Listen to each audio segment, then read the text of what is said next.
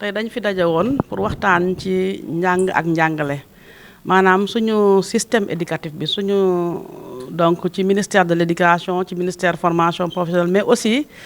ci ministère enseignement supérieur maanaam ñëpp ñu seq njàng ak njàngale ci réew mi ci xale bu tout tànk bi ba ca étudiant ba ñu am chance nag suñu ay partenaires au développement muy UNESCO muy UNICEF muy UIPE qui est un bras technique de l'UNESCO ci ndimbalu partenariat mondial pour l'éducation ñu jàppale ñu def benn étude c'est un premier du genre maanaam lii mosu fi am benn étude bi nga xamante ne dañuy saytu ci fànn yëpp suñu système éducatif ci fànn yëpp xool ban comportement la am ban situation la nekk mënuñ wax ne dara baaxul am na ay acquis yu am solo am na ay acquis yu ñu def mais tamit ñu gis ne des na ay défis yu mag a mag a mag maanaam yi nga xamante ne il faut que ñu gën ko caytu pour xool naka la ñuy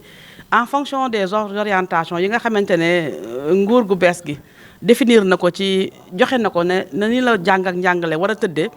ñu war a exploiter données yi nga xamante ne recueillir nañ ko fii daf ñuy jox benn photo maanaam suñu situation système éducatif nii la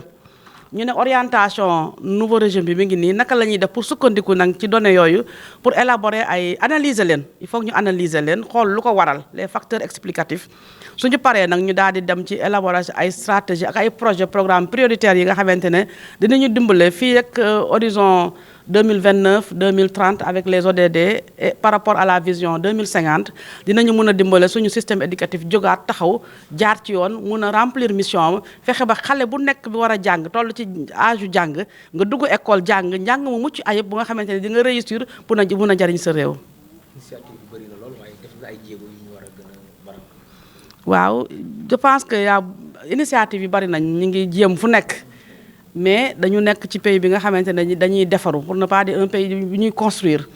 donc c'est normal que ñu am confronté ak ay défis yi mooy xale yi nga xamante ne war nañ jàng nekk ci bitti dugg ñi ngi jàng xëy na sax ñi ngi jàng ci daara wala ñi ngi jàng fenêtre mais ñu gën leen a jege gën leen a gunge bu dee ci daara bi gis ngeen ñu ngi def processus de modernisation des daara pour xool xale yooyu naka lañ gën mën a fekk leen fa ñu bëgg ak la ñuy jàng ñu jàppale leen ci bu ñu am jàng mu mucc ayib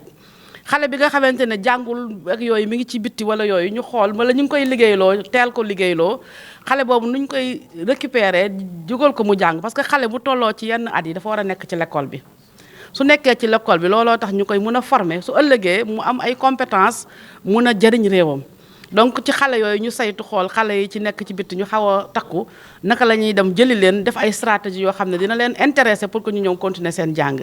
ñu gis na ci système éducatif bi tamit affaire inclusion maanaam xale yi nga xamante ne dañu am ay waay laago wala ñu am ay gàllankoor du waay laago nii rek mais ay gàllankoor yi nga xamante ne tax na ba mënuñu ñëw jàng xale yooyu naka la ñuy def pour jëli leen ràññee leen d'abord jëli leen dugal leen offrir leen nag aussi ay forme d'éducation yi nga xamante ne dina tax ñu mun a adapté ñëw di jàng parce que xëy na école bi ni mu tëddee nii dafa leen dul arrangé ñu xool aussi ne ci infrastructure yi cadre de vie parce que xale bi boo koy xëcc pour mu jàng si il faut que l'école bi aussi mu bëgg l'école bi pour mu bëgg ko il faut que école bi am ndox il faut que école bi am salle de classe yu baax il faut que école bi am ay toilettes yu fonctionnelles surtout pour njàngum jigéen ñi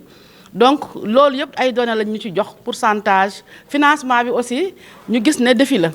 maanaam éducation dafa bari ay besoins loolu pour ñu jàkkante ak moom financement bi fan lañ ci toll financement état mi ngi ñëw financement bailleurs yi ñi ngi ñëw financement collectivités locales yi financement ménage yi ak bonne volonté yi léegi loolu yëpp nu ñu koy boolee harmoniser ko pour que mu gën a jëriñ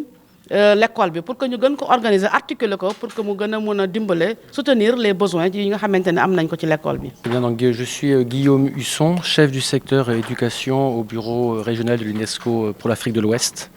basé à Dakar. Donc tout d'abord, l'UNESCO a soutenu techniquement l'élaboration de ce rapport d'état du système éducatif national, le RESEN, à travers, comme l'a dit Madame la secrétaire générale, l'Institut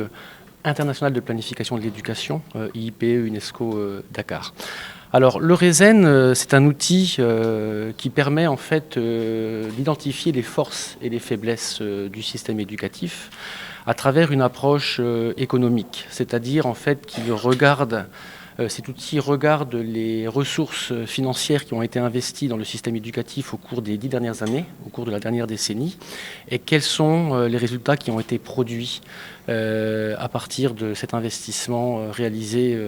dans le système éducatif. Résultats que ce soit en termes d'accès, en termes de qualité des apprentissages, en termes d'équité ou de disparité au sein du système éducatif, en termes d'efficacité interne ou encore en termes d'efficacité externe. Est-ce que les sortants du système éducatif s'insèrent bien sur le marché du travail, voilà. Et quels sont également les bénéfices sociaux de l'éducation au Sénégal en fonction du niveau d'enseignement. À ce titre, sur ce dernier point, l'atelier d'aujourd'hui permet également de présenter une étude sur le prix de l'inaction qui a été menée par l'UNESCO, l'OCDE et le Commonwealth, qui montre que les jeunes et les enfants qui sont hors du système scolaire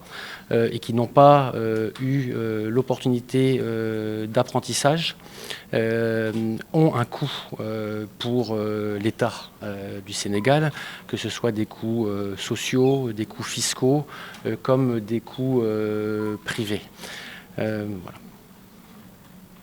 En termes de chiffres, est-ce que vous pouvez revenir en termes de chiffres sur les résultats? Alors, concernant le système éducatif sénégalais,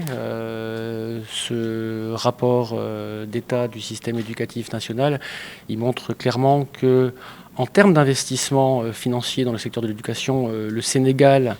parce qu'en fait c'est un rapport également qui compare le Sénégal à d'autres pays de la sous-région à niveau de développement similaire, et ce rapport montre que le Sénégal fait de gros efforts en termes d'investissement dans le système éducatif, puisqu'on est environ à 20% des dépenses de l'État allouées au secteur de l'éducation au cours de la dernière décennie en moyenne, ce qui est un effort que je tiens vraiment à souligner et à féliciter les autorités sénégalaises pour cela. Par contre, effectivement, si l'accès a considérablement augmenté au cours de la dernière décennie, les effectifs parfois ont plus que doublé à certains niveaux d'enseignement, cette évolution elle a quand même du mal à suivre la demande éducative, puisqu'il y a vraiment une demande qui est présente. On a encore des disparités existantes au niveau du système éducatif. Alors, plus trop de disparités entre filles et garçons, notamment au niveau de l'enseignement de base. On s'aperçoit que là, l'équité a été assurée, a été atteinte en termes d'accès. Mais après, plus on arrive vers l'enseignement supérieur, plus on retrouve d'étudiants hommes que d'étudiants femmes. Par contre, on a des disparités persistantes en fonction de la zone géographique, notamment entre les populations rurales et les populations urbaines, et également en fonction des différentes régions, et également en fonction du niveau de vie des ménages. En termes de qualité des acquis, il y a également certains problèmes, comme l'a montré notamment l'évaluation des acquis, l'étude de Jean Gandou qui avait été faite en 2019,